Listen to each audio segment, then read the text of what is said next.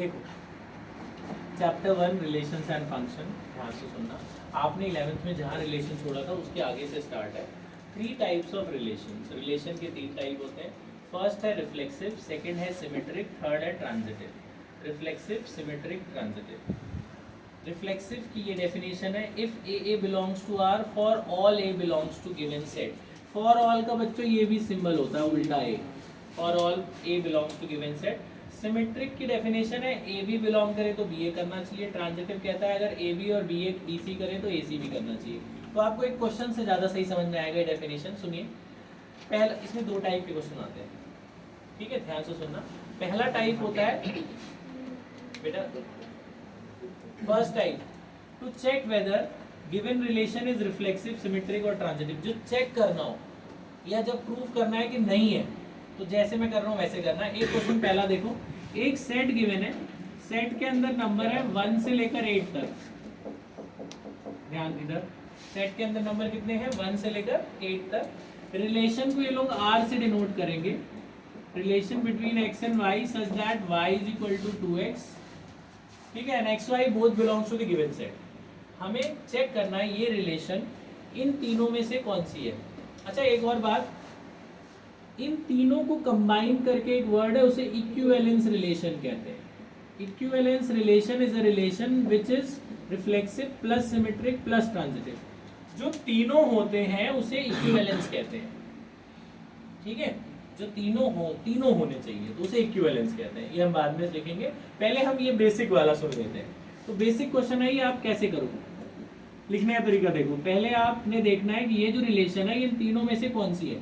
हो सकता है कोई हो सकता है कोई भी ना हो, या हो सकता है एक हो दो ना हो, इस तरह से कोई ऐसा फिक्स नहीं है कि ये होना चाहिए या नहीं होना चाहिए। तो पहला फॉर रिफ्लेक्सिव, रिफ्लेक्सिव चेक करते हैं। पहली वाली रिलेशन कौन सी है? रिफ्लेक्सिव। रिफ्लेक्सिव कैसे चेक करना है? आपने x और y की जगह कोई भी एक नंबर उठा लेना है। जैसे 1 ले लिया मैंने, सेट से ही लेना, सेट से बाहर नहीं। 1 लिया है तो x की जगह भी 1 डालना, y की जगह भी 1, x दोनों सेम नंबर डालना, x और y की जगह सेम नंबर डालना।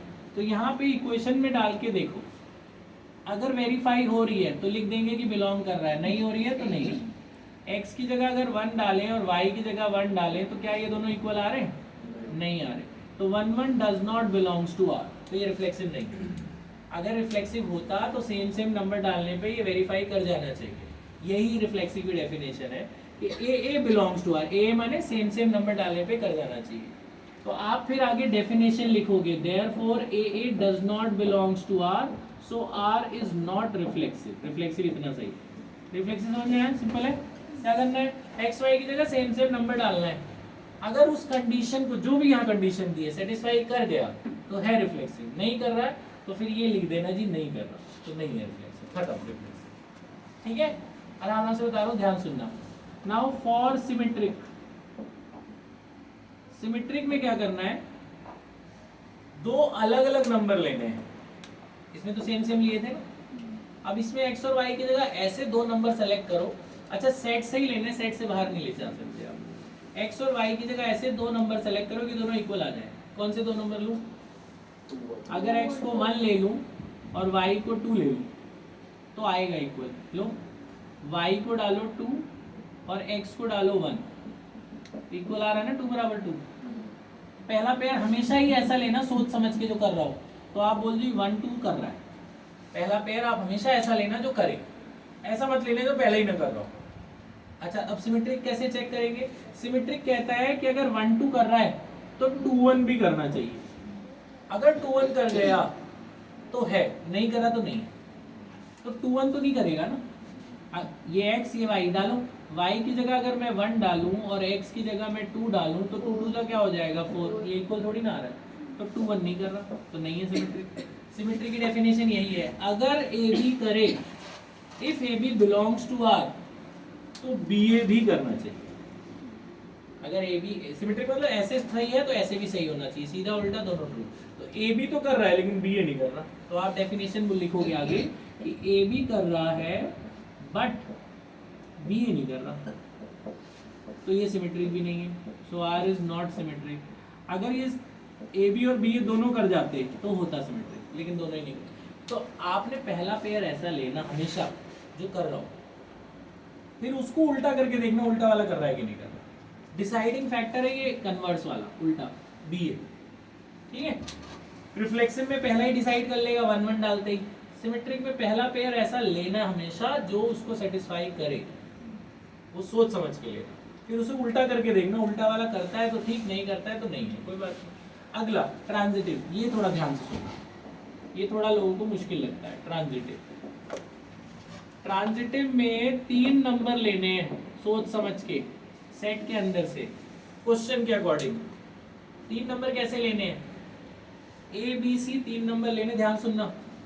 ऐसा नंबर लेना कि जो पहला पेयर भी करे और दूसरा पेयर भी सेटिस्फाई करे इस इक्वेशन को। जैसे मेरा क्वेश्चन है y = 2x, तो मैं क्या करूंगा, डबल लूंगा, क्वेश्चन के अकॉर्डिंग डबल होना चाहिए y। तो मैं 1 का डबल 2 ले रहा हूँ, 2 का डबल 4 ले रहा हूँ। अगर ट्रिपल वाला होता तो मैं ट्रिपल वाले ले लेता। तो मैंने ऐसा क्यों लिया? क्योंकि 1 2 सेटिस्फाई करेगा।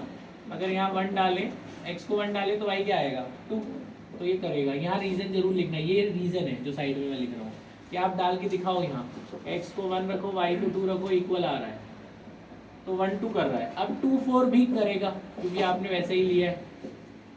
ये आप सोच समझ के ले रहे हो कि दूसरा भी करे, क्योंकि यहाँ 2 डालूंगा मैं, 2 2 था तो y कितना आएगा 4, तो x को डालना 2 और y को डालना 4, 4 बराबर 4 आ रहा है। तो ये हमेशा दोनों पेयर आने चाहिए, पहला पेयर भी आना चाहिए, कंटिन्यूएशन में दूसरा पेयर भी आना चाहिए। ये हमेशा ऐसा सोच समझ के लेना कि 3 नंबर में ऐसे लेना कि पहला भी करे और दूसरा भी करे, वो होगा हमेशा सेट के अंदर, वो नंबर होंगे, बस तुम्हें देखना है, ठीक। अब डिसाइड करता है पहला और आखिरी, ए और सी। अगर ये दोनों रखने पर, यहाँ 1 और 4 रखने पर इसको सेटिस्फाई कर गया तो ट्रांजिटिव, नहीं करा तो नहीं। तो 1 और 4 मैं रखूंगा फर्स्ट और लास्ट, करेगा क्या? नहीं करेगा। अगर x को 1 रखेंगे और y को 4 रखेंगे तो इक्वल थोड़ी आ रहा है, तो 1 4 नहीं कर रहा, तो नहीं है ट्रांजिटिव। ट्रांजिटिव की डेफिनेशन यही कहती है, अगर ए बी करे बी सी करे तो ए सी भी करना चाहिए। तो ए बी और बी सी तो कर रहा था, लेकिन ए सी तो नहीं कर रहा, ठीक है। तो इसमें 2 ऐसे पेयर लेना जो कर रहे, डिसाइड करता है पहला और आखिरी। पहला आखिरी भी कर जाता तो ट्रांजिटिव होता, नहीं कर रहा है। उसके बाद आप डेफिनेशन लिखोगे बेटा थोड़ा, तो डेफिनेशन क्या लिखोगे कि ए बी कर रहा है, बिल्कुल लिखने का तरीका ऐसे मेरे जैसा, ए बी कर रहा है, बी और सी भी कर रहा है, बट ए सी नहीं कर रहा, but a c does not belongs to R, so R is not transitive. तो ये कुछ भी नहीं है, ना रिफ्लेक्सिव है, ना सिमेट्रिक है, ना ट्रांजिटिव है। बस हमें यही चेक करना था ये क्या है। ऐसा भी हो सकता है कोई कि कोई एक हो दूसरा ना हो, वो डिपेंड करेगा। तो एकदम बिल्कुल बेसिक क्वेश्चन है, ये समझ में आ गया आपको? तो एक ये टाइप नोट करके सिर्फ एक क्वेश्चन मैं आपको दे रहा हूँ, वो कर लो। 1.1 का फर्स्ट पार्ट कर लो, ये वाला भी कर लो, फर्स्ट का फर्स्ट कर लो जल्दी से, और ये कर लो। हाँ ये यहाँ का